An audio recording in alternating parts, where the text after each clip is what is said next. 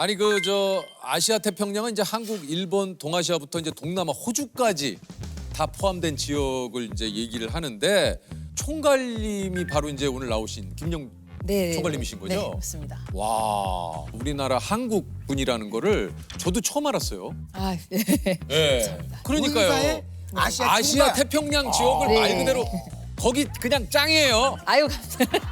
우리 쉽게 표현하면 거기 짱이야. 그러니까 우리나라 프로그램, 일본 프로그램, 뭐 동남아시아, 아시아 전역 프로그램을 네. 다 관리하시는. 그런 거죠. 여기 근무하신 지는 얼마나 되셨어요? 제가 2016년 11월에 입사를 했어요. 8년 정도 된 것이죠. 네, 8년 정도 돼 가고. 야, 근데 한 9년 차, 뭐 8년 만에 이렇게 진짜 네. 아시아 태평양 총괄. 야, 이거 굉장히 고속승진 아닙니까? 그래서 빠른 편이기는 하죠. 예. 아시아 태평양 콘텐츠를 이제 말 그대로 총괄을 하시는데 구체적으로 어떤 일을 하십니까? 이제 콘텐츠를 만드는 여러 나라의 팀이 있어요. 전문가들 그렇죠. 팀이 그렇겠죠. 있고요. 지금의 저의 역할은 사실은 그 팀이 좋은 결정을 내리도록 그러니까. 예, 많은 질문을 하고 또 그들이 하는 많은 일들이 저희 회사에서 잘 알 수 있도록 예, 좀 이렇게 내부적으로 이렇게 영업도 하고 하는 이제 그런 역할이 사실은 지금 제 역할이에요. 아시아 작품들이 공개되기 전에 최종 승인을 우리 그 민영님께서 하시는 겁니까? 사실 최종 승인을 제가 한다라고 멋있게 말하고 싶은데 아, 그건 아니고. 저희 회사의 이제 문화가 사실은 그렇지는 않고 사실 이제 각 국가에 실제 그 국가의 시청자들이 좋아할 만한 거를 잘 아는 사람들이 우선 있어요. 이제 그 분들이 의사결정을 내릴 때 제가 정말 많은 질문을 하고 그러나 많은 결정은 이제 현지에서 내리도록 저희가 많이 하는 편이고 되게 굉장히 그 각 국가에 있는 팀원들이랑 많은 대화를 통해서 이루어지는 거죠. Did it attract the right set of audience? Did our marketing, our positioning, our artwork, did it attract the right set of audience? So yeah, so the marketing is like obviously mainly targeted at younger generation. 이 한국 오피스에 계시는 많은 분들이 사실은 한국 콘텐츠를 수출한다는 마음가짐으로 일을 하세요. 내가 하는 일은 이 한국 콘텐츠를 수출하는 일이다라는 마음가짐으로 많이 하고 계셔서 해외 출장이나 이런 것도 되게 많으실 것 같아요. 저도 이제 저에게 편한 곳은 한국이긴 한데 작년에만 제가 한 비행기 한 50번 이상을 탔어요. 어우. 그래서 정말 많은 대화가 이루어지고 실제 저희 뭐 이렇게 여러 사고의 과정을 또 알아야 되고 이런 걸 하다 보니까 제가 꼭 가야 되는 뭐 상황 행사나 여러 가지 상황들이 있어서 좀 출장을 많이 다니고 있는 편입니다. 그러면 거의 뭐 국내 왔다가 며칠 주무시고 일 보고 또 가고 가서도 며칠 일 보고 또 네. 시차 맞추려면 또 오시고 막. 그렇죠. 예. 우리 아시아 태평양에서 유일하게 민영님만 참여하는 이게 이제 CEO 회의가 있다고 그래요. 저희 이제 창업자 신 리드 헤이스팅스부터 저희 이제 대표이신 저희 테드 사람도스 대표님이랑 한 이제 20 몇 명의 이 멤버들이 뭔가 이렇게 안건이 있을 때 정말 열띤 토론을 합니다. 실제 예를 들면 저희가 이제 뭐 마케팅 관련 안건이다. 아니면 홍보 관련 안건이다. 그거를 그 최고 홍보 책임자에게 갖고 오세요. 그러면 그거를 여러 명의 사람들이 계속 질문을 하고 피드백을 주고 이렇게 하는데 제가 처음에 이제 거기에 초대받았을 때 저희 이제 대표님이 하셨던 말씀이 이 그 그룹은 서로 각자 다양한 시각을 갖고 있는 그런 사람들이 다 모여서 굉장히 다방면으로 질문을 하고 뭔가 이 좋은 의사결정을 내릴 수 있게끔 하기 위한 거라서 너의 시각, 너의 그런 의견이 중요해서 초대하는 거다라고 이제 말씀을 해주셔서 제가 이제 한국 사람이고 아시아인이고 아시아에서 하고 있기 때문에 그래서 그런 걸 대변을 많이 하려고 하죠. 그렇군요. 네. 아니 그 뭐 몇 년 전인가요? 우리 그 저 CEO였던 테드가 네네네. 예, 이제 유키즈에 출연할 뻔한 적이 있었어요. 뭐 한번 살짝 예. 이야기가 됐었죠. 맞아요. 거기 이제 코로나 때문에 그죠? 네, 그때 예. 이제 못 와서 맞아요. 네. 예. 사실 시가총액으로 따졌을 때 321조. 에? 지금 그 기업이 그래요. 예. 321조요? 21조요. 네, 321조. 어쨌든 이 어마어마한 기업의 대표인데 CEO하고 이제 면담의 자리도 좀 있다고 하는데 네. 어떤 이야기를 좀 나눕니까? 저희 CEO 면담하니까 뭔가 이렇게 경건해지고 이렇게 엄숙해지고 하긴 하는데 약간 긴장되지 않으세요? 이렇게 좀 약간 지어 면담이라는 아무래도 표현이 이제 그러네요. 아시아 네. 태평양 총괄이시긴 그렇죠. 하지만 민영님 들어오세요. 그럼 똑똑똑 실례하겠습니다. 네. Excuse me. 저희 테드 사란도스 대표님이랑 이제 한 달에 한 번 정도 이렇게 정기적으로 이제 저희 캐치업 한다고 하죠. 그래서 요즘 뭐 제 무슨 생각을 하고 있는지 아니면 뭐 대표님 테드는 무슨 생각을 하고 있는지 아니면 저희도 이제 의사결정 내린 것들 중에서 저도 이제 궁금한 내용들이 있잖아요. 그러면 그런 것들을 물어 이거 왜 이렇게 결정했어? 이건 왜 이렇게 한 거야? 뭐 이런 거 질문도 하기도 하고 그래서 한 달에 한 번씩 대화를 하는 시간이에요. 그래서 1대1로 할 수 있는 대화와 여러 명이 같이 있을 때 할 수 있는 대화가 다르기 때문에 그렇겠죠. 네, 그래서 그렇게 좀 안내를 하고 있습니다. 제가 뭔가 이렇게 안건을 얘기를 했을 때 반대하는 의견을 제시하거나 아니면 그래 그 얘기는 우리 나중에 하자라고 하는 경우들이 가끔씩 있어요. 그러면 거기서 왜? 나중에 언제? 지금 안 하면 어떻게 할 건데? 라는 거를 우선 짚고 넘어가죠. 약속을 받아야 나중에 하던 지금 밀어붙이던 하니까 그래서 이런 거를 오픈하게 받아들이는 사람들이 대단한 거라고 저는 생각을 해요. CJ 여기 네네네. 다니셨어요? 네, 아닙니다. 어느 부서에 계셨어요? 저는 사실은 이제 CJ가 글로벌 사업을 굉장히 활발하게 하시는데 네네네. 그래서 글로벌 사업 하는 쪽에 있었고요. 글로벌 사업 측에서 일을 하면서 진짜 많이 배웠던 것 같아요. 거기서 일을 하면서 해외로 수출을 하는 거랑 비슷한 거니까 그 국가, 그 시장, 그 문화를 또 아는 게 또 중요했고 그래서 그 연결하는 역할 훈련을 많이 좀 배웠던 것 같고 그때가 딱 디지털에 대한 관심이 많이 올라올 때였어요. 그래가지고 디지털 자꾸 회사에서도 디지털 전략이 뭐야 하는데 모르겠는 거예요 도대체 디지털이 뭔지. 그래갖고 디지털을 좀 배우고 싶다라는 생각을 하고 있을 즈음에 트위터에서 연락이 왔고 디지털 세상 속에서 내가 만든 콘텐츠가 더욱더 빛을 발할 수 있도록 하는 방법을 이제 컨설팅하는 역할 가까웠고 근데 제 머릿속의 콘텐츠는 몇십억짜리 드라마고 몇백억짜리 영화고 막 이랬었는데 혹시 뭘 콘텐츠라 그러는 거야? 라는 생각을 했는데 그 140자짜리 트윗이 결국은 콘텐츠더라고요. 그래서 그 사고의 전환이 저한테 굉장히 충격이긴 했었어요. 아 그래 이게 콘텐츠지라는 생각을 좀 하게 됐었고 이제 사실 이 서비스가 이제 처음에 우리나라에 이제 진출한다고 했을 때 이게 참 뭐 굉장히 많은 분들이 이게 이제 될지 안 될지에 대한 이야기들이 굉장히 좀 분분했어요. 저 찻잔 속의 예. 태풍 얘기 많이 맞아요. 이게 이제 진짜 유료화한다라는 것. 아 이제 드디어 콘텐츠도 유료로 보는 시대로 접어드는구나. 라는 어떤 또 뭐 기대 또 우려 뭐 여러 가지 좀 이런 것이 섞였었는데 그럼에도 불구하고 조금 민영님께서 좀 입사를 결심하거나 네. 예, 그런 이유가 좀 있을까요? 저는 이제 그 순간순간 이직을 할 때 제가 하고 싶은 거에 좀 집중을 많이 했던 것 같아요. 이 회사가 이제 한국에 진출을 한다는 얘기를 듣고 아 내가 역할을 할 수 있는 게 분명히 있을 것 같다라고 생각을 해서 제가 사실은 이제 뭐 채용 공고도 나지 않은 상황에서 많이 이제 찝쩍거렸고요. 아 본인이 좀 계속 컨택을 했어요? 하지만 답변은 오지 않았어요. 그러다가 2016년 한 초쯤 됐을 때 이제 연락이 그때 왔었죠. 그 당시에는 어쨌건 이 넷플릭스라는 회사가 한국에서 환영받지는 못하고 있었기 때문에 그래서 사실은 면접을 볼 때 솔직해야겠다라고 생각했어요. 그 면접관들한테 니네 지금 한국에서 아무것도 못하고 있는 거 알아. 내가 간다고 기적이 일어날 거라고 생각하지 마. 그러면 이제 이 회사 보니까 그럼 질문이 또 오죠. 그러면 어떻게 해야 되는데 그럼 거기서 이제 저의 역할과 내 강점으로 내가 할 수 있는 역할과 당신들이 해줘야 되는 서포트와 당신들이 바꿔야 되는 사고와 이런 것들 다 이제 얘기를 했었어요. 그 면접 자리에서. 근데 이 면접 자체도 6개월이 걸렸어요. 그래서 시작 자체도 이제 매니저로 시작해서 성장을 좀 할 수 있었던 것 같아요. 아니 민영님께서 이제 처음 한국 콘텐츠 담당 직원이었다고 하는데 이게 좀 처음에 한 일이 좀 기억이 나세요? 처음에는 저희가 한국 콘텐츠를 그러니까요. 좀 이제 많이 가져오기 위해서 했어야 될 일들을 많이 알았기 때문에 우선은 제가 원래 싱가포르에서 시작을 했거든요. 그러다 보니까 정말 이제 한국에 출장 와서 제가 아는 분들, 만나야 되는 분들 정말 이렇게 웹하너처럼 이렇게 두드리면서 정말 많이 만났던 것 같아요. 이 당시에 처음 콘텐츠, 한국 콘텐츠 가운데 킹덤을 이제 아, 우리 또, 네네네. 예. 킹덤 있다. 아, 네. 킹덤 참 정말 네. 재밌었어요. 어떻게 보면은 두둥 그 회사에 우리나라 드라마로서 어떤 포문을 좀 연 게 킹덤 사실 아닙니까? 킹덤이죠. 아, 그렇죠. 제가 입사하고 얼마 안 있다가 한국 콘텐츠 당분간 하지 마라는 얘기를 제가 들었었어요.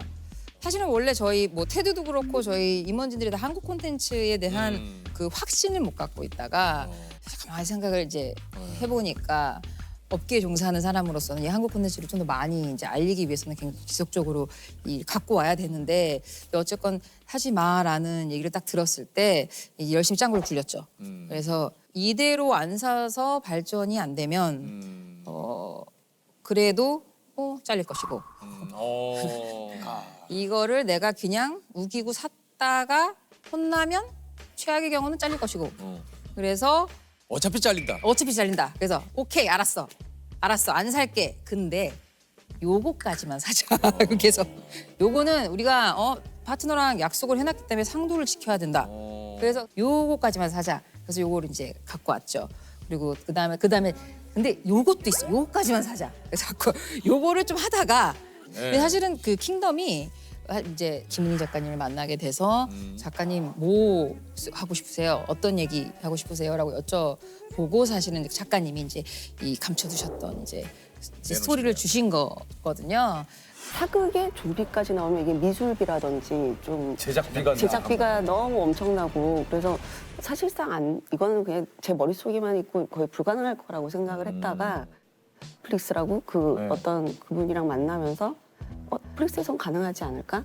그랬는데 제안을 드렸더니 바로 또 너무 흔쾌히 좋다고 하셔서 그때부터 시작이 된 거죠. 보니까 잘 돼서 어느 정도 결과가 좀 나왔군요. 결과가 나왔죠. 계속 뭐 그러다 보니까 이제 사실은 거기가 쏙 들어갔어요. 네. 그 뒤에는 사실은 전혀 그거에 대한 질문 없이 워낙 한국이라는 시장과 한국 콘텐츠는 저에게 중요한 사실은 그게 됐죠. 제가 그 당시에 딱 생각했던 거는 두 가지였어요. 하나는 한류 팬들이 좋아하는 작품을 가져와서 한류 팬들을 넷플릭스에 모으도록 해야겠다. 두 번째는 한류 팬들이 보는 작품의 특징이 있었거든요. 로맨틱 코미디 위주로 보는데 사실은 그거 외에도 한국에 만들어지는 정말 좋은 작품들이 많이 있으니까 한국 작품이 얼마나 좋은지를 좀 보여주는 것도 중요하겠다. 그래서 요 두 가지의 전략을 가지고 화유기가 됐던 여러 가지 그런 이제 한류 드라마 위주로 많이 제가 이제 구매를 함과 동시에 저희 이제 개취이면서 실제 한국에는 다른 작품들도 훌륭한 스토리가 많다는 걸 보여줄 수 있는 약간 비밀의 숲 같은 것들도 가져왔죠. 킹덤이라는 작품이 사실은 한류 드라마의 성공 코드가 전혀 없는 작품이잖아요. 근데 그게 이제 성공을 했을 때 느끼는 그 희열. 내가 맞았어? 희열과 그 기쁨이 사실은 있죠.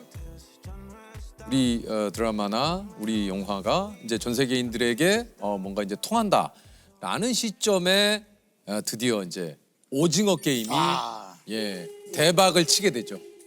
야, 처음에 오징어 게임이라는 타이틀을 들었을 때 이게 뭐지? 했어요. 네. 무슨 게임이지 했어요. 저희도 모지했습니다. 처음에 저희가 이제 감독님께서 저희한테 이제 요 시나리오를 주셨을 때 너무 당연히 황동혁 감독님 건데 이거는 질문하지 말고 해야 돼 라는 의견들도 있었고 보통 제가 YA 영 어덜트라고 해서 약간 이제 20대 초반의 이 젊은 주인공들이 하는 그런 장르였어요. 데스게임이. 맞아요. 근데 이제 요거는 사실은 그게 아니니까 이거 누가 보겠냐라는 의견들도 좀 있었고 사실 저희가 이제 오징어 게임을 딱 론칭을 하고 는 처음엔 조금 잠잠한 듯 했어요. 처음에는 심지어 몇몇 기사로는 뭐 약간 그죠. 네, 악평도 좀 있었고. 맞아요. 근데 이게 오징어 게임이 좀 다른 작품들이랑 좀 달랐던 거는 저 해외에 있는 이제 저희 그 동료들이 그동안 사실 한국 콘텐츠를 많이 보지 않았던 동료들이 하나씩 저한테 이제 메시지를 보내기 시작을 하는데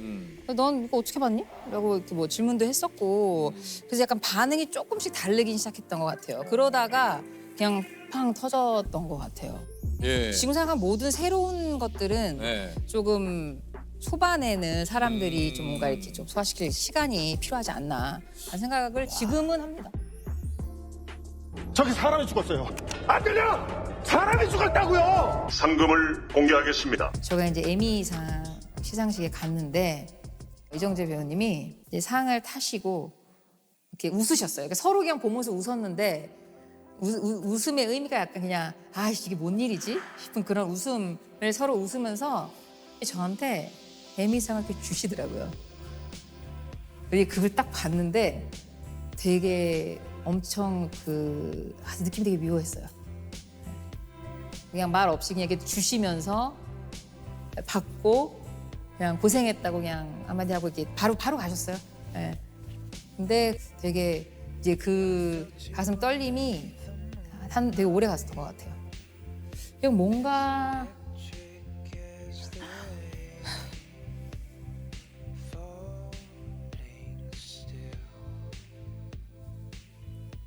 그동안 고생 아닌 고생을 했던 것들에 대한 인정받는 느낌이었던 것 같아요. 한국의 이제 콘텐츠가 세계적으로 좀 사랑을 받는 이유가 좀 있을까요? 한국 콘텐츠가 실제 그 인간이 보편적으로 느낄 수 있는 여러 가지 감정들, 상황에 대한 감정, 뭐 여러 가지 감정들을 굉장히 이 표현하는 것과 이 절제하는 거, 이 밸런스가 굉장히 좋아요. 그래서 그거를 정말 많은 사람들이 공감을 느낄 수 있게 해주는 게 있고요.